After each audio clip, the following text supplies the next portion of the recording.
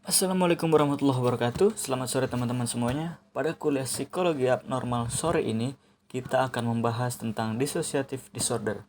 Apa saja gangguan-gangguannya dan ciri-cirinya.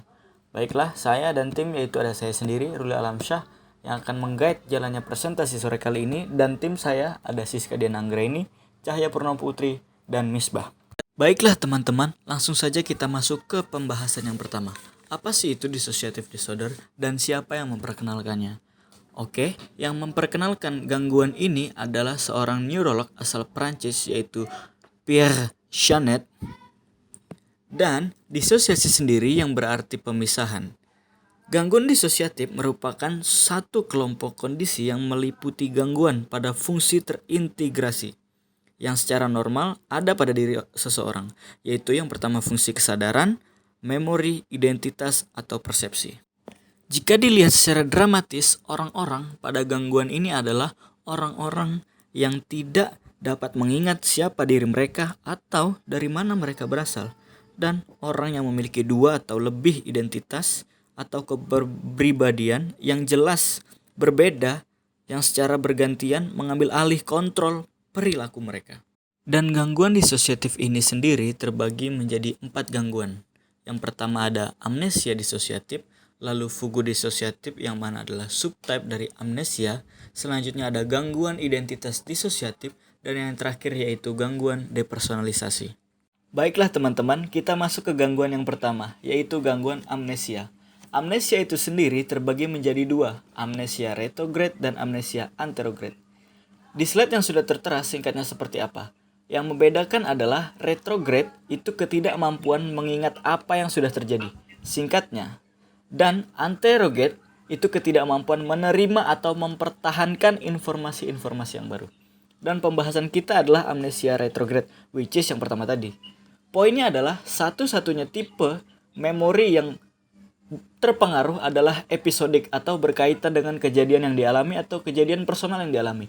Jadi memori lainnya, memori semantiknya yang berkaitan dengan bahasa dan konsep itu tidak terpengaruh. Saya di sini akan menjelaskan tentang disosiatif fugu. Jadi teman-teman, fugu disorder ini adalah subtipe dari amnesia disorder. Efek atau akibatnya itu lebih jauh dari amnesia. Bisa kita lihat arti dari fugu sendiri.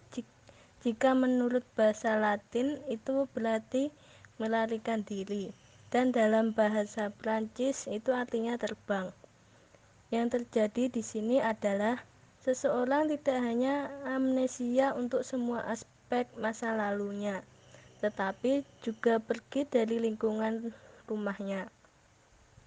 Bisa dilihat di slide-nya teman-teman.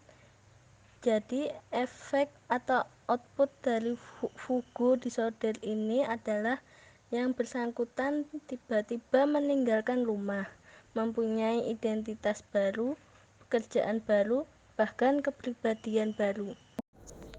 Baik, di sini saya akan menjelaskan materi tentang dissociative identity disorder. Pada slide berikutnya, membahas tentang gangguan identitas disorder. Dalam kasus ini, seseorang dapat didiagnosa bahwa ia mengalami DID adalah jika seseorang tersebut memiliki sekurang-kurangnya dua kondisi ego yang terpisah. Pada slide tersebut tertera bahwa kepribadian yang satu tidak mengetahui sedikit pun bahwa ia juga memiliki kepribadian lain yang berbeda. Kemudian lanjut ke slide berikutnya. Oke teman-teman, sekarang kita masuk ke subtema yang terakhir, yaitu gangguan depersonalisasi. Depersonalisasi ini kadang-kadang terjadi selama serangan panik. Output dari gangguan ini adalah seseorang berubah menjadi menyedihkan dan mengganggu yang disebabkan oleh persepsi atau pengalamannya. Dan biasanya dipicu oleh stres. Contoh yang sering terjadi adalah putus cinta. Ketika seseorang mengalami putus cinta, jika cintanya hanya cinta monyet atau sekedar permainan, maka itu bisa saja. Berbeda halnya jika cintanya sudah jiwa dan raga, tidak bisa dipisahkan. Lalu yang terjadi adalah sebaliknya, tidak sesuai ekspektasi, maka dia akan stres berkepanjangan, lalu depresi. Tetapi perlu teman-teman diketahui bahwa pencantumannya mengundang kontroversi karena gangguan depersonalisasi ini tidak mencangkup gangguan memori. yang merupakan ciri khusus dari gangguan disosiatif lainnya. Baiklah, kita tutup presentasi ini dengan pertanyaan untuk diri kita masing-masing.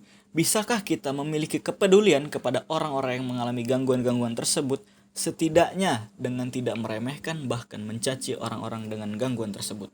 Well, ada sedikit referensi bacaan dan kebetulan presenter adalah seorang supi, yaitu yang suka film. Ada buku-buku tentang psikologi abnormal. Dan dari segi tontonan, yang pertama ada Fight Club, bercerita tentang gangguan identitas disorder yang diperankan oleh aktor terkenal Hollywood, yaitu Brad Pitt dan Edward Norton. Lalu ada The Lockout yang diperankan oleh Joseph Gordon, dan Shutter Island yang diperankan oleh Leonardo DiCaprio. Yang terakhir ada film series yaitu Jason Bourne yang diperankan oleh Matt Damon. Teman-teman, sekian presentasi kita pada sore hari ini. Jika ada pertanyaan, bisa ditinggal di kolom komentar dan di ruang diskusi yang sudah disediakan oleh dosen pengampu. Sekian saya akhiri. Wassalamualaikum warahmatullahi wabarakatuh.